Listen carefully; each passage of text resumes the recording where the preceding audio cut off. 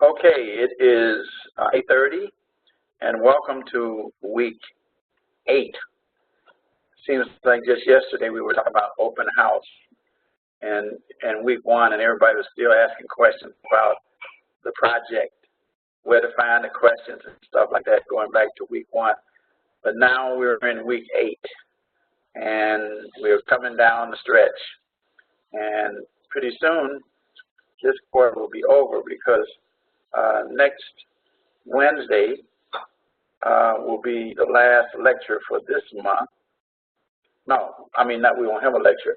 Well, this is the last lecture for this month. We got one more to go after this. So anyway, let's just get right into sharing my screen with you guys. All right, as you will see from here, that the next lecture is week 10, and that is it. That's the end of the road. I did send you guys an email about, with a flyer attached about tutoring opportunities. If any of you are interested, it's a good opportunity. It's something that goes with work study. There's a lot of benefits with it, and also it's a resume builder as well. So if you're able to, follow that email that I sent you. Okay. So now let's look at our announcement for week 8. Parole. Prepare for this, section 7, 8, and 9 of corrections text. And then defining parole is issues a conversation with a parole officer. Now, you know what? I'm going to try to put that on. But I have learned from listening to the tapes that something happens with the sound. And if you hadn't listened to it before, I'm still going to try it anyway. But I've told the support team about it, see what they can do to fix it so that when I record it, that it sounds as clear as when you're listening to it itself. So anyway, we're going to still try to do that at the end. Your discussion assignment, initial post-parole violations, and officer role for parole officer role. In the initial post due last night, 11:59 p.m. Central Standard Time, and judging by what I've read so far, you guys put together some pretty good initial posts. Your reply post will be due Saturday, 11:59 p.m. Central Standard Time. And you know my grading process now. I followed the rubric pretty well, and I let you know when it's a good post. Excuse me, then I will let you know why you fell short and why you lost points as well, so that you can fix that. Finally, the written assignment, why parolees fail and what can be done. And then, of course, you got the quiz this week. I think that's the last quiz, because I think in week, it might be one more quiz, but I think that's it for the quizzes. And then let's finish strong. Let's do well as we proceed to the end. Okay, let's take a look at, again, our course calendar.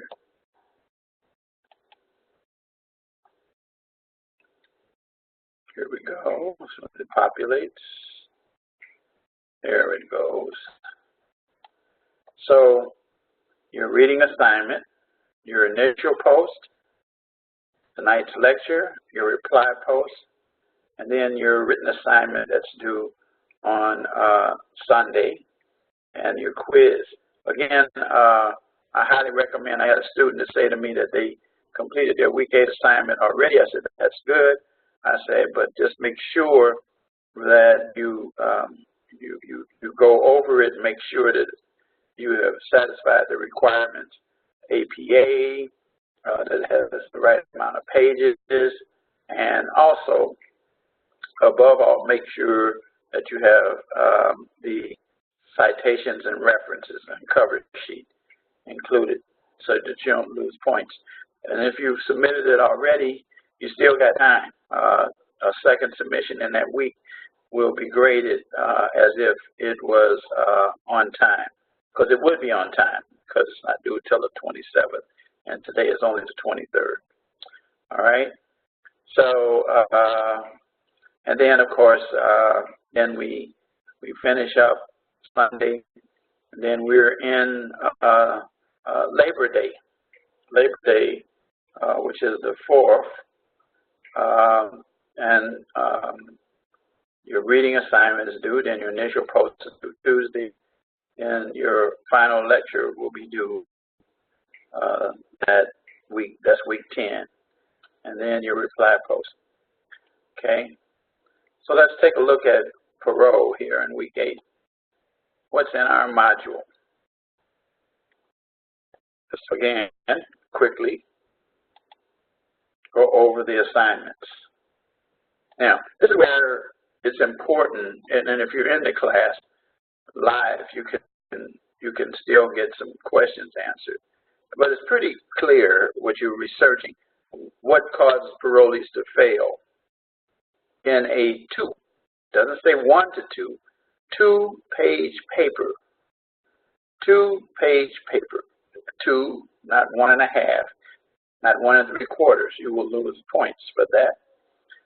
Explain 2 or 3 of the top reasons and what can be done to assist parolees in being successful.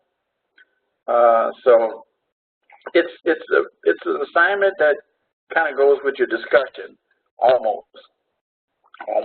So anyway, that's APA. You see that, citations and references. I took time to explain that last lecture that we had, week 6, to make sure people understand. APA doesn't mean citations or references. And then I explained the difference between citations and reference. They're both required to satisfy APA, otherwise you'll lose 5 points right off the bat. And then your discussion post on these topics as well. And then, of course, your quiz, 10 multiple choice questions, time for 10 minutes, and it gives you time to let you know when what time is running out. When you have 5 minutes, 1 minute, and 30 seconds remaining. And then once the time expires, nothing we can do. Grade goes in automatically. I don't even have to grade it. It's added in there in the points. So that's the assignments. It's pretty clear. Do either of you have any questions about that? Somebody's phone is talking out loud. That's my son's phone. Yeah, turn it off. So, okay, Chanel. Anybody else? Any questions?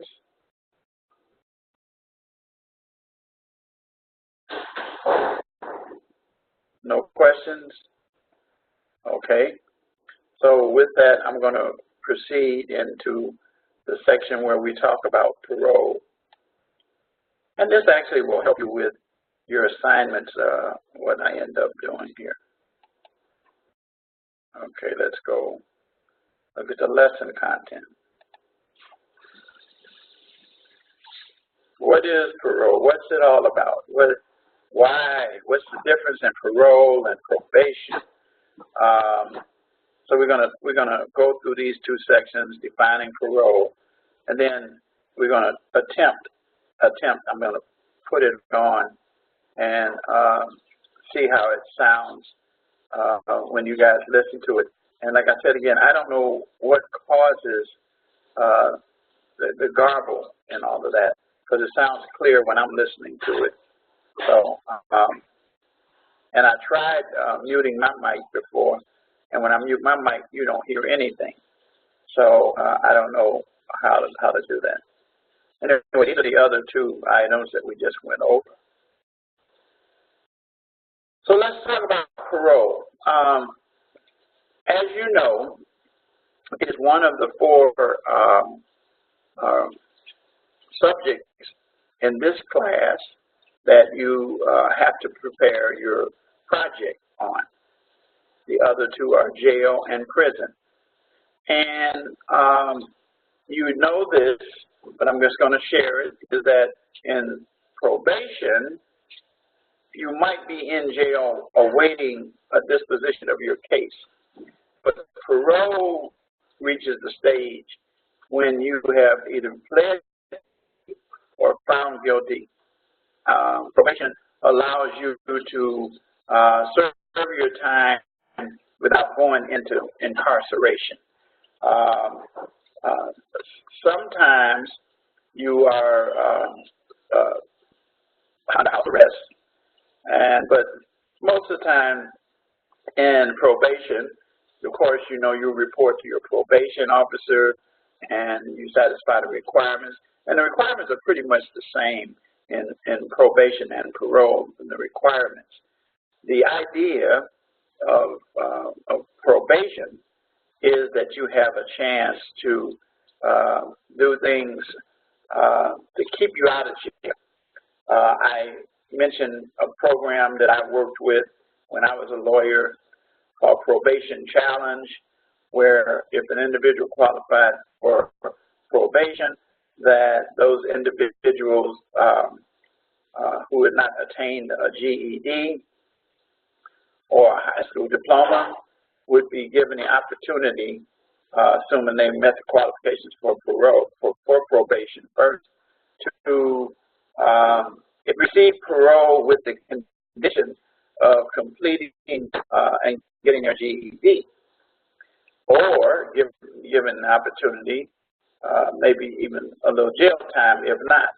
Well, most people, of course, opted for probation because no one really wanted to go to jail, and also there's a strong correlation between education, increased education, and decreased recidivism.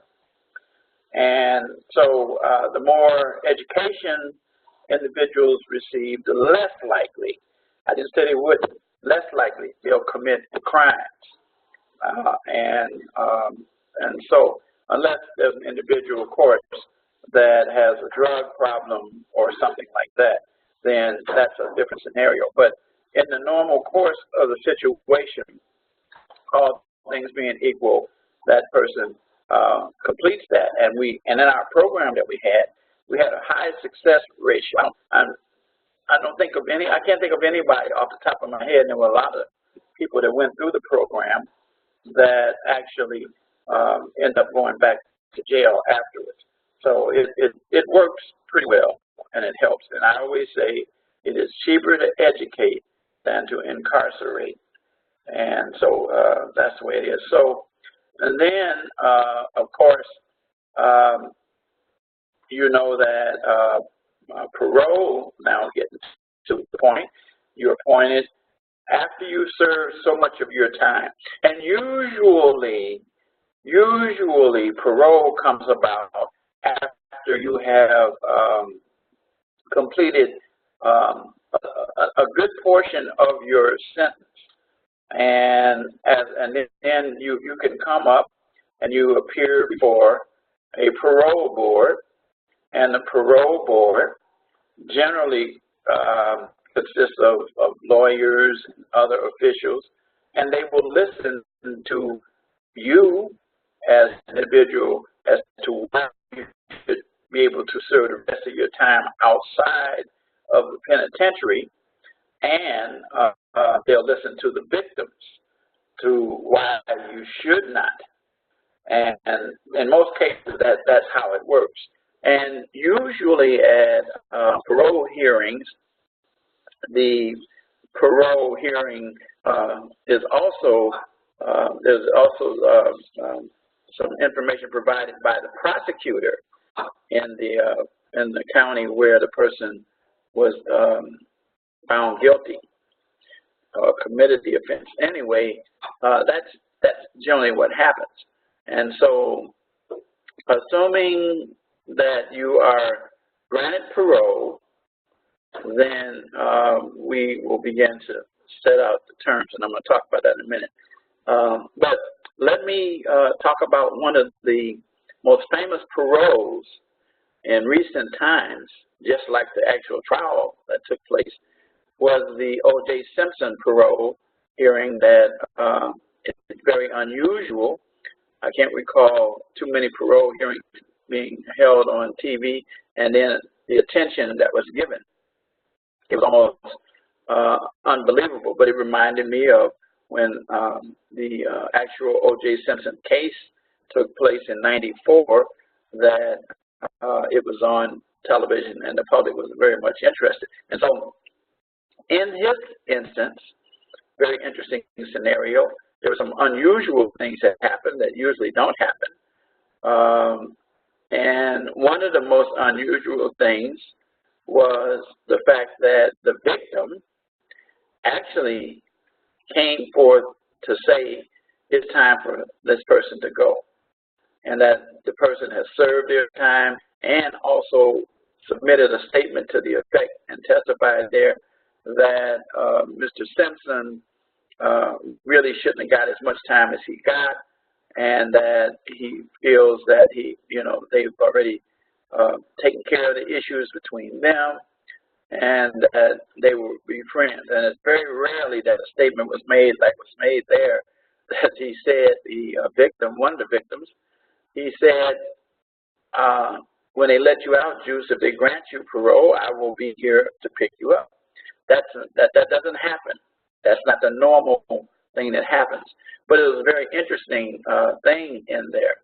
The other interesting thing that took place was the fact that there was no prosecutor. The prosecution didn't even try to put any spin on whether or not O.J. Simpson should receive parole, and that in fact by doing that, what they were really saying is that we think that he also has served his time. So it's like not saying anything is admitting that he should be paroled. And so the hearing went on where Mr. Simpson testified, his daughter testified, and there were people who were in charge of him in the facility, that he was a model prisoner. And these are the kinds of things that take place. But most of the parole hearings that I've seen, there's usually some family member or somebody not wanting that individual to be paroled. I will use the instance that my parents, I think I shared with you guys already about what happened with both of my parents. I remember getting, and I have in my files now this information of what happened when the guy who killed my father and mother, but more of my mother because he wasn't sentenced for killing my dad, but when he killed my father, he came up for parole. And when he came up for parole, there were letters that were written by people, the Chicago Crime Commission representative. There were other people, but one of my mother's sisters, she wrote letters. Another sister wrote letters, and also went down and appeared. And so it was one of those situations where the individual wasn't granted parole the first time, or the second time. I think finally the third time he got it, even under the old law, the way it was. But the point of the matter is just so you know, is that it is a special thing that's granted.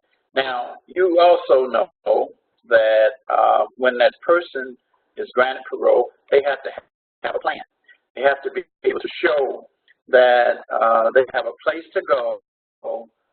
They have a support team that will help them as they move back into society. And so, and then they can go various places. Like, for example, back using again to the O.J. Simpson case, he was sentenced because the crime that he committed was in Nevada.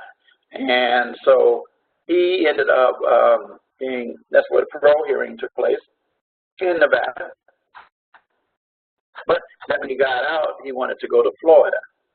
And so now it's quite apparent that that's where he's going. He has a plan to go there and has support to be able to go in a direction where he has learned his lesson and not to do some of the things he did. And so anyway, the idea of parole itself is to get that individual, as we look at the comments here in our little section here defining parole and its issues, transitioning back into society so that they can do a 180 and go in another direction in terms of life. And as I said, inmates are released prior to the expiration of their sentence, but they do serve a good portion of it. As you, again, using the OJ case, because there was a lot of information there that fits within understanding the context of how parole worked. Mr. Simpson was granted parole, but that he's not eligible to actually be released until in September. So with the hearing taking place, I think it was in July, or was it August, early August. Anyway, the fact of the matter is he had 4 to 6 more weeks of time to serve and being released at that particular time. So what I'm saying is that when individuals are released from prison prior to the expiration of their sentence, there usually is in place in a jurisdiction the amount of time that an individual must serve before they are eligible not to be to receive parole, but instead that they reach the stage where they find themselves in a situation where they are going to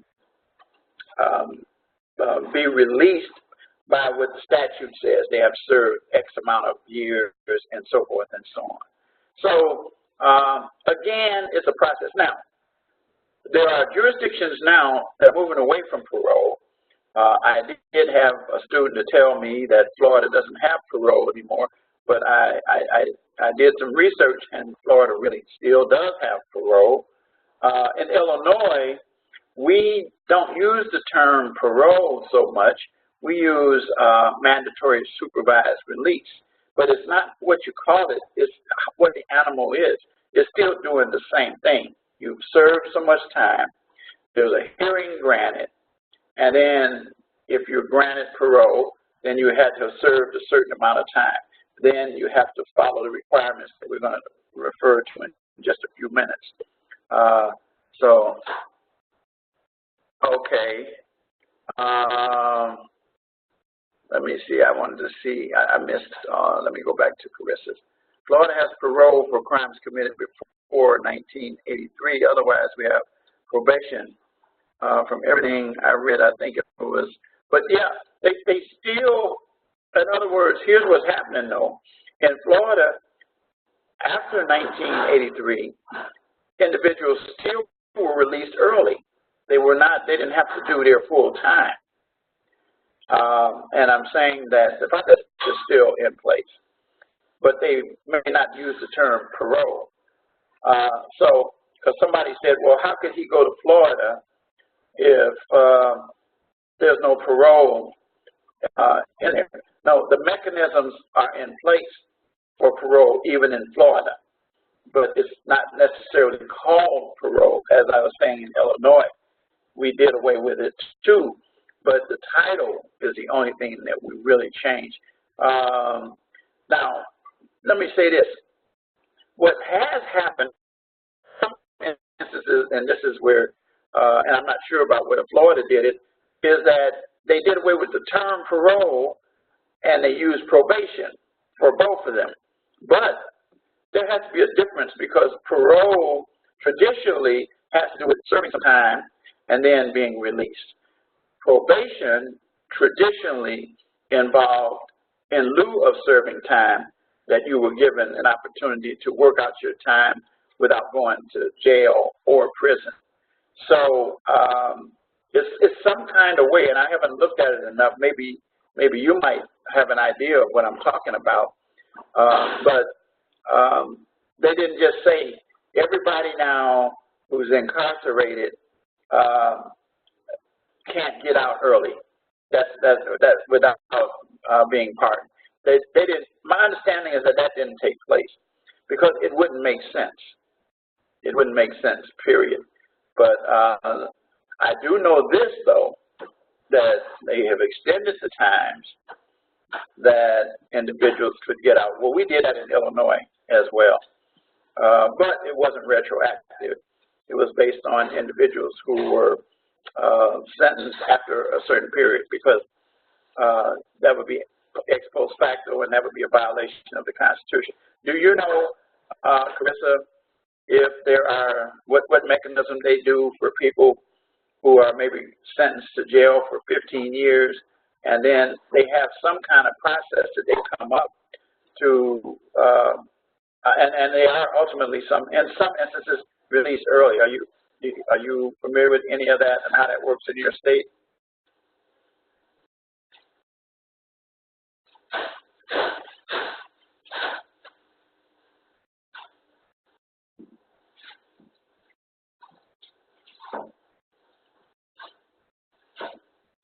Okay, well, she's getting that together, or she may not know.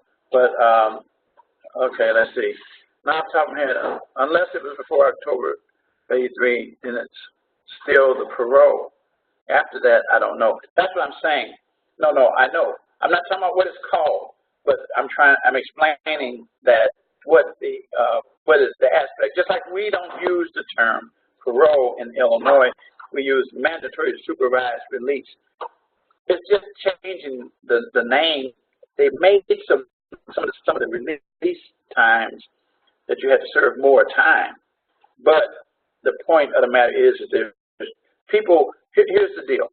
People are not serving the full 10 years if they're sentenced to 10 years if they're doing well in prison. That's what I'm trying to say. Even in states that so-called did away with the term parole. That's my understanding from some of the people I've talked to. So I would be very much interested in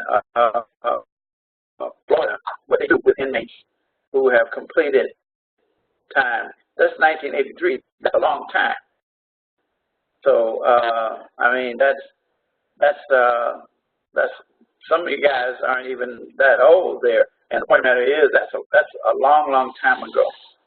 So, but they still have something in place in Florida. In fact, when I did some research, I found out they still have a parole board. They still have a parole department, parole office. So, from 1983 to now, something's got to be done that simulates parole there. So, anyway, I don't know. But that's something that I would be very, very, very much interested in knowing. So if you find anything, let me know. So anyway, in the normal course, they must abide by certain rules or conditions in the community. First of all, report to a parole agent, as we talked about, a parole officer, as directed. And the reason for that is accountability, to have someone who would be a point person to help them, I'd say, reintegrate into society or into the community.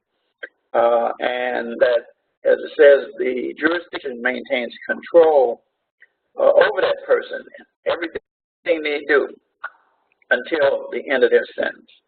And that those individuals can be returned for violating conditions of their release. Now, usually some of the conditions, if you listen to the conditions that were in the O.J. Simpson case, those are the normal conditions, that you, of course, not violate any crime, also that you have some, opportunity or situation presented to you where you have some stability, a place to stay, and you also, if you end up moving, then you also have to let them know where you move to. You cannot leave the state, generally, in most cases, without the parole officer getting permission from the court. Because, again, the key thing is that you are still subjected to the control of the criminal justice system because of the fact that we usually refer to the term as us lawyers as the person's on paper. We say the same thing with probation. And what that means is that there's still a order in place that says there's certain things they cannot do. One of the other things that they cannot do is possess firearms or weapons or drugs. There are requirements in situations where people have to do drops, and they will be at random to determine that they're not using drugs, to stay away from offenders, ex-offenders, individuals who are criminals and convicted felons. And the reason for that, of course, it makes sense, is to try to put them on a new direction. You tend to hang with an individual who was a criminal like you, and then you're trying to go in another direction. There's an old birds of the feather flock together situation. Well, when you're on probation or parole, in the cases we're talking about now, you can't flock together with those individuals. It is interesting to note that there are instances where there are family members that would provide support for you, and if they are convicted felons, there's going to be some problems with you still spending time hanging with you.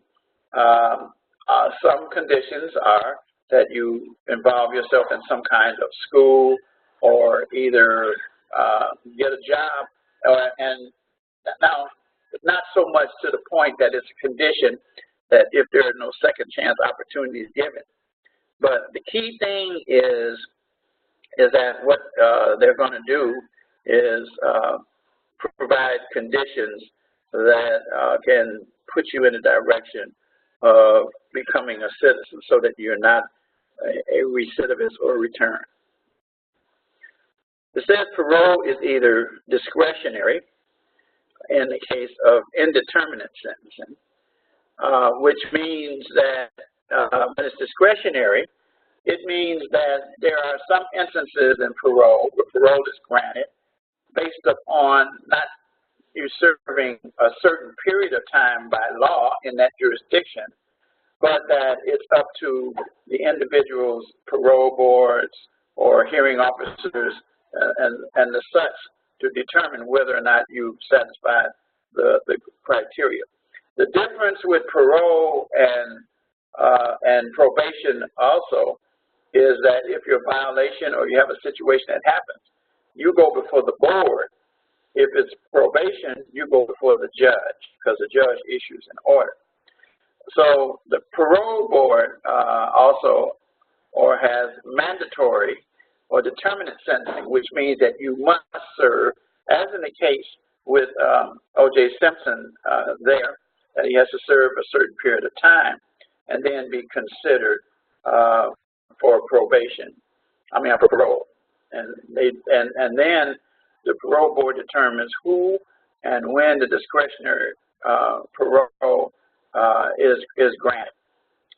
The board is also the one, as I said, who can revoke the matters. Now, understand this is that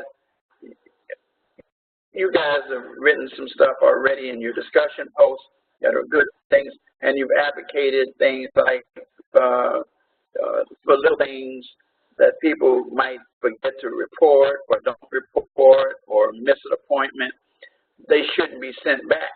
Technically, they could be, but the key issue that happens in a situation, it depends on the reason why. It depends on the circumstances. We have to be some extenuating circumstances as to why you're not just thumbing your nose and saying, I don't care. Now, I'm going to say this to you. Most individuals who violate parole don't look at it from the standpoint they don't care. They don't want to go back. They want to stay out. So, but there are times when things happen that they don't have control over. Maybe they didn't have a ride or something, or there's all kinds of things that happen. And parole is definitely not a right. It is a privilege. You have to earn it. You have to demonstrate that you serve your time well, and that your mindset is such that you recognize that you've learned your lesson, so to speak. Parolees, same as probationers, are entitled to hearing or due process rights through the revocation process. The only difference in the revocation process in parole hearings and probation hearings is not based on reasonable doubt. It's preponderance of the evidence. So let me say this, is that it's easier to, what we call BOP, violate parole, violate probation, violation of probation, or parole as it stands for BOP. It's easier to do that than to have been convicted, because you know already that the standard in criminal cases is to convict a person beyond a reasonable doubt. The evidence has to or should reach that level. And so with the due process rights that individuals have in this process, a copy of the violations and any evidence that could be used against them, the opportunity to be heard, present their side and witnesses and or evidence, the right to cross-examine and confront those witnesses, and to have a neutral and detached hearing body. And a written statement as to evidence and reason for revoking the parole is issued by the parole board that determines that person violated the conditions of their parole and thus should be sent to the penitentiary to serve the rest of their time.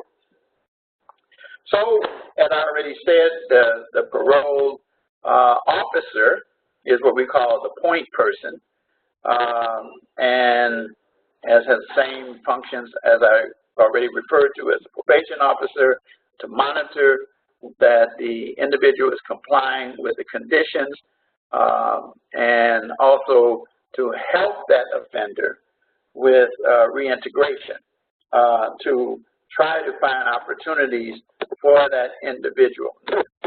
The idea of the probation and parole officer is to, again, try to find resources, as I said, to point them out for education, vocational type things. If there's a need for help, of course, if the individual has a drug problem, is addicted to drugs, I don't care what you do, you need to get that taken care of, because that's the root problem there. Parolees may be subjected to what we call intensive supervision. And that goes back to what I was talking about, like house arrest and stuff like that. But also now GPS and other surveillance techniques where the individual is monitored. There's a bracelet or something that they wear that they know where they are. And there's an organization usually hired by the county or the state to monitor where those people are and make sure they know where they are at all times. So that's what we call intensive supervision. In most other instances where you don't have that, it's going to be relied upon that you will do the right thing. And if you do the wrong thing, it will send you back to the penitentiary.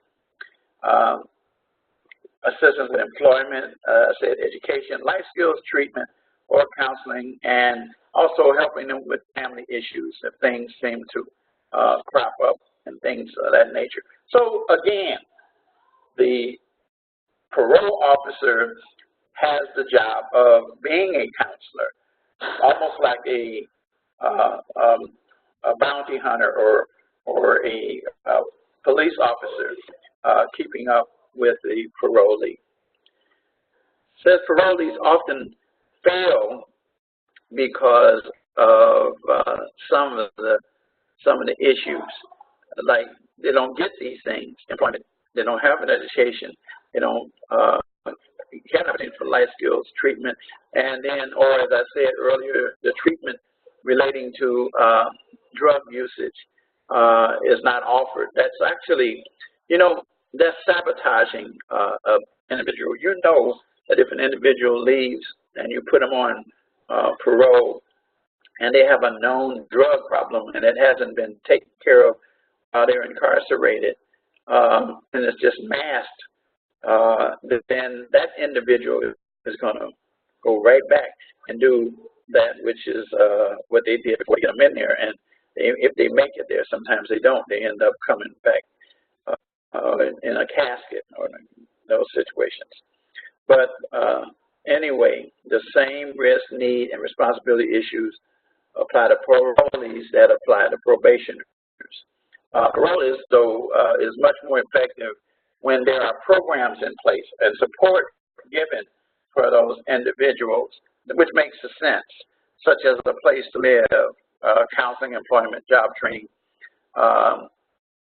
social networking, and connecting with peers and families. Now, remember, if those peers are criminals, then it's probably not going to happen.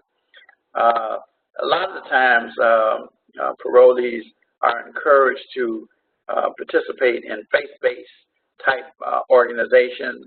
I know that as a pastor of a church, I've seen situations where I've had to help people out who needed to spend some time to get themselves on track, and they would come to participate in programs, some of the Bible studies, some of the worship services, and things of that nature. The bottom line is that what the parole officer and what the programs that they're talking about is something to give them something positive to operate on, and that's the basis. So, any questions about parole or the process itself? Okay. Anybody else?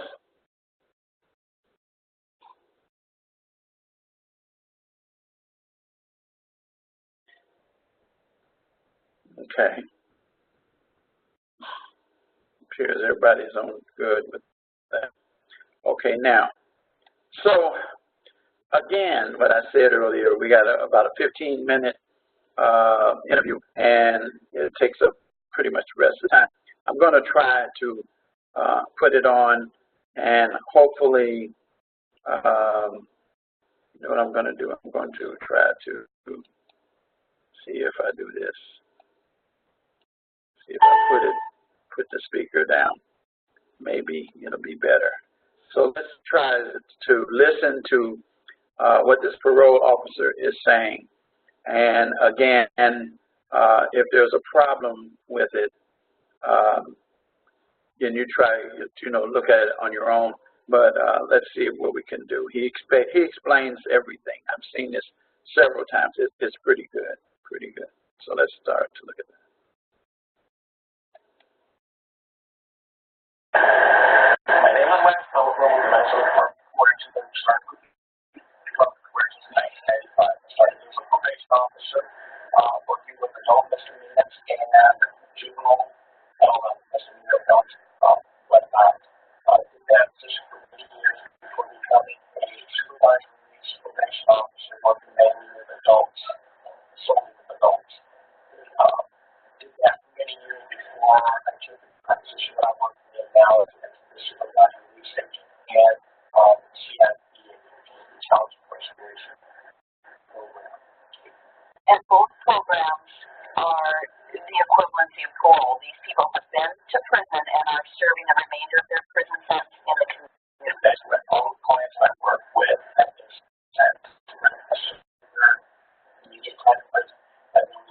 their main third supervision community.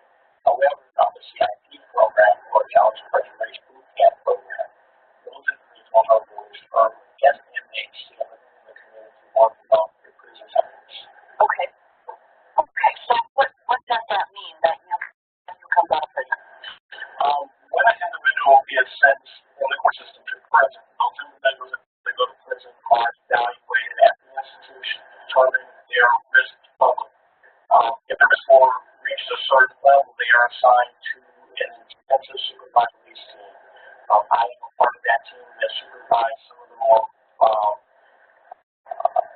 risky cases in the state of Minnesota. Those would be cases of minor, possibly all sex offenders that are significant risk to public safety, and level 3 sex offenders, but not necessarily all sex offenders are considered a risk to public safety.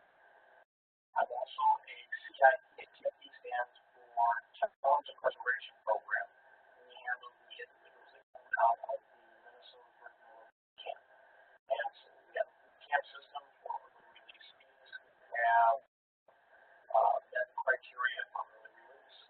That they have gone to prison in order to participate in this boot camp. That's correct. I am a supervised release agent now. My primary, I work mainly and only with individuals who are released from prisons.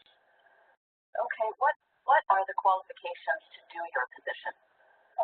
The qualifications to be what's called a corrections agent are a 4-year degree in corrections or an equivalent background such as sociology, psychology, also an internship of 400 hours or equivalent work such as including prison investigations, case management. You might look at other types of employment such as case manager within the institution and other case management type jobs within the community and other social work type jobs in the state. Is there a typical day for you? Yes. Some days are very typical. You wake up, you get dressed, you check your vehicle. All of our contacts, all of our work is in the community. We operate out as an intensive supervised release agent. We work out of the car. The car is set up like an office. It has a laptop. It looks like a lot like a SWAT car. We review the previous days from the last time you worked your current notes that were inputted on all clients. I have a lot of times a to-do list that never seems to go away, and just gets longer and longer each day. But you have to then basically start setting up a contact list of the people I'm going to see for that day. Then load up my car, check my vehicle before I leave, and then get out onto the road. So once you're on the road, are visits typical home because you're at their home, correct? In their home, workplaces, and any place that they talk to anything about. Could be community service sites, could be support group meeting. Okay. So what might happen at a visit? In a typical home contact, an agent will head into the residence, do a brief walk through the residence to make sure that everything is status quo, that there's nothing out of the ordinary going on. Once that has been established, we start to work on basically the housekeeping things. What conditions have you met to this point? The conditions, the comprehensive community service treatment, things like that. We discuss those housekeeping things, and then we start looking at case management, looking at things that the clients are interested in, looking at some of their high-risk needs and areas, and start addressing some of those needs and start planning for the future in hopes of addressing some of the problems that have been had in order to prevent those from being problems in the future. Okay, so are there ever violation issues or safety issues for you? Absolutely. It's a safety issue not only for us within the home of our clients, there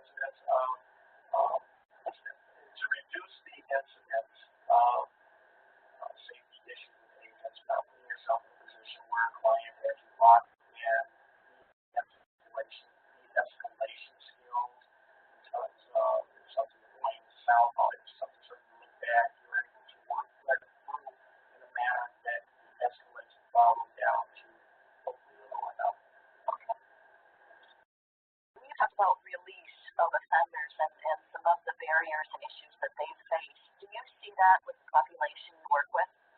Yes. These individuals have gone out of prison with not much care to their lives. They don't have 401k plans. They don't have retirement plans. They haven't had, some of them never even worked a job for any length of time whatsoever. And so when they're released over tremendous obstacles that need to be overcome. Within the institution, there are programs developed for those things that are skills, job training programs within the institution. So some of that is handled within the institution. The biggest problem is housing. They burn them out when there's going into the institution. And so bringing in family, they burn up their family members, they burn up their friends, and so when they're released, they have nothing. And a lot of times they'll come up there from another state and commit a crime. And so really, they're stuck. They have nowhere to go, nothing to do. So housing is a big issue. Employment is a big issue. That's for everybody. Okay, and so you work with them on those issues. You help with those issues also? I do. Not necessarily directly with the clients in regards to their individual housing needs, but we are always in search of better housing in the areas that we supervise. That is one of our mission statements. That's one of our goals as agents is to find suitable housing for clients that we can use on a regular basis. Those individuals who don't otherwise have housing in the community. There are a lot of programs out there, especially in the metro areas, that are willing to rent some houses. Okay. Touched on violations earlier, but we've talked about the violation process, and it's a little bit different than going. Can you talk about the hearing process and maybe your role as an agent during that process? An agent plays a dual role in that process. Although the agents are all working with the client to assist them in their facilitation of a better life, when it comes to violation, in a hearing, an agent becomes a prosecutor. And if that the hearing is out, typically at jail, let's start again. If an agent comes into a situation and the client is found in a violation situation, an ISR agent does carry handcuffs, and at that point, makes the determination of whether or not they're going to place that person in custody. They can do it themselves, or they can call for backup from local law enforcement, which is always advised. In most situations, ISR agents tend to work the situation myself, because that's not been too much of a problem for me so far. But anyway, when the violation occurs, a client is placed in custody. A warrant is issued for their arrest through the officer of the day. That is the I typically transport the client to the local jail. At that point, we establish a report based on that violation, any other violation that may be out there. That report is submitted to Minnesota, the Department of Corrections Hearings and Release Unit, and the State Public Defender's Office. A hearing is scheduled, and those three parties come together: the client, the hearing release officer, and the public defender. The agent is also there and acts as the prosecutor or the prosecutor. They present the evidence to show the client has violated their conditions of release. The defense attorney, of course, defends the client, and the hearing officer weighs the decision to determine whether or not there's been a preponderance of evidence to show that that client violated their conditions of release, and if they have, whether or not the violation is sufficient enough to send them back to the institution, restructure them, or dismiss. Restructure would be adding new conditions, addressing the fact that there was a violation, finding that there is a suitable cause to put either accountability in place or other aspects. But such as the client, and drugs may be considered for a evaluation and possible for a treatment program, which is in that case. So sometimes intermediate sanctions can be used instead of reincarceration.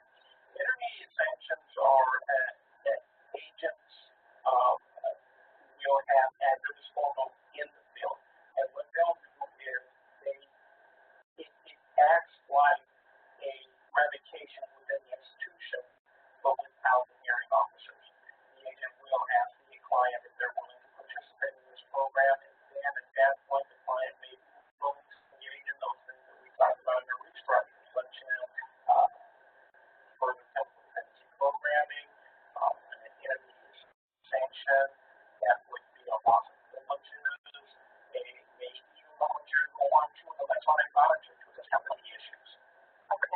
And you mentioned the hearing officer. Is that like a parole board in other states? It would be like, I think a parole board would be set up more in a factor of having multiple individuals at a table evaluating person adjustment to be released from the institution. I think it's more like a judge. Like in this particular case, I would equate it more to the judge's role. They weigh both sides of the evidence from the defense attorney lays out their side of the story, lawyer lays out business information, and then the probation officer, parole officer, ISR agent lays out their violation. The hearing officer / what I would consider the judge takes all that information in and determines whether or not that person is in violation or not. Okay. And then the sanction is a resolution comes at that from that hearing officer / judge. Okay. It's an administrative position. Okay. It's called an administrative hearing. Okay. Do you have advice for students today who are interested in this field? This is, as everybody knows, the community, the state is suffering significant losses in revenue, and jobs are hard to find in any field. My best advice for people who are coming in the field is volunteer. Get into the agencies, do precepts investigations, do case management, work with kids, get to know people in the field. Once you're in the field, have a good idea what it is that you want to do in the field, and be an innovator. Like 20 years from now, it may not look the same way it did 20 years ago. So I suspect what we're going to be looking at is technology, how they bring that to the forefront, how those individuals coming into the field can be an asset to the agency, not necessarily somebody who wants to sit at a desk all day or who wants to just collect a paycheck to do a job so that they can, and what they can do, they can do the job, do what they want to do elsewhere.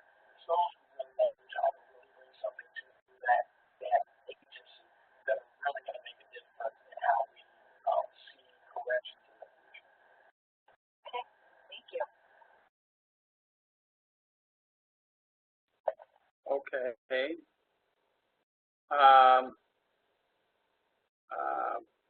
How did it sound? Was it still garbled? Was it garbled? For you, it was.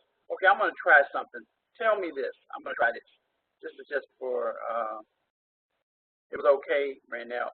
Okay, let me see something. Tell me if you can hear this. I'm getting ready to just try it again, but I'm going to do something. Tell me when you. Tell me if you can still hear me. Tell if you can still hear it. Type in now.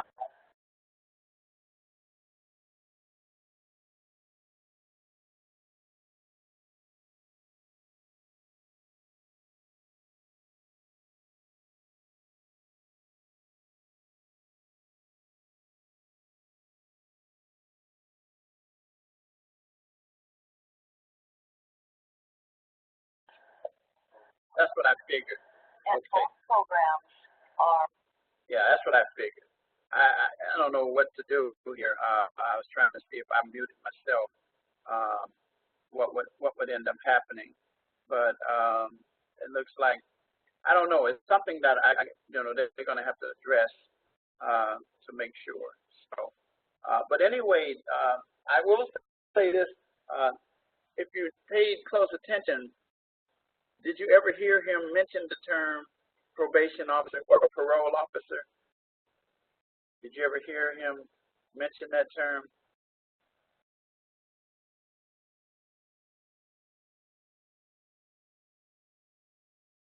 It's still Martian to you.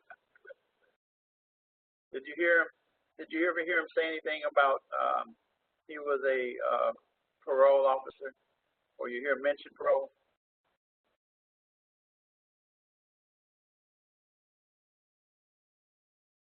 Well, the answer is no. He didn't.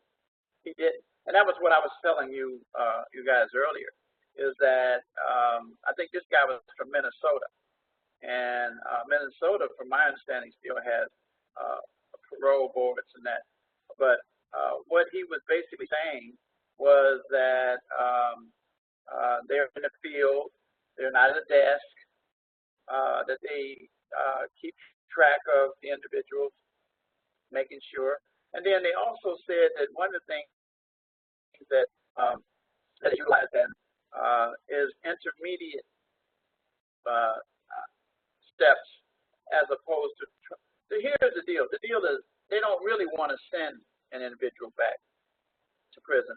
And he mentioned something about, and I kind of talked about it earlier, is that if an individual is having a problem with drugs in a situation there, that they want to make sure that they try to help that individual to the point that they can actually continue, because of the fact that they don't really want to send it back. Then the other thing that was interesting, unlike correction officers, he talked about the fact that you had to have a bachelor's, and that in order to operate in that basis. And I think the reason for that is because you can actually find yourself as a counselor, social worker, and those kinds of things when you're on the job there. Another interesting thing that he mentioned, kind of like what we talked about before, was that when those individuals are placed in their care, they basically said, but I said earlier when you talked about parole officers, they were there to try to meet the need, but also they mentioned about how the hearings work. Now think about it. This is a person who's helping you. Yet if you violate the law, they can then turn into a prosecutor, which makes sense because they're the ones who are going to provide the primary evidence against you for your violations to the hearing officer. And then he equated the violation hearings to court, even though it wasn't court. But the fact that, as a matter of fact, doesn't have to be a judge, but the same process, as opposed to it being a panel, it's usually one individual who hears it. So all those things go into place. So the bottom line that we want to take away from tonight is that when you're in the parole system, regardless of what you may call it, your idea is to try to get that person to do well when they were released, and to give them a new direction in life that they can contribute in a positive way to society, as opposed to coming back and being incarcerated. So that's about it. We're at the end. We're a couple minutes over. So any comments, questions?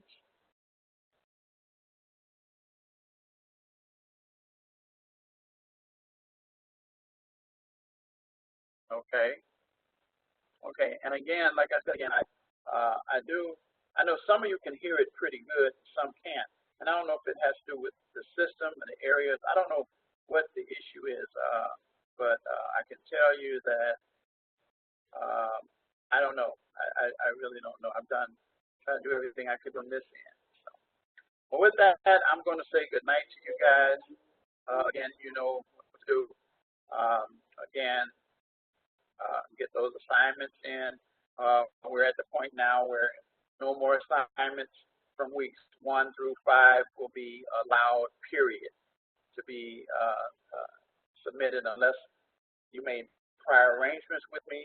And everybody that I had prior arrangements with, that time has expired. So we're now operating from week 6 on, and making sure that you do keep up and get your assignments completed timely, and that you do follow the directions. That's so critical and so important. So I'm going to say good night to everybody, and thanks for coming out again. Good night.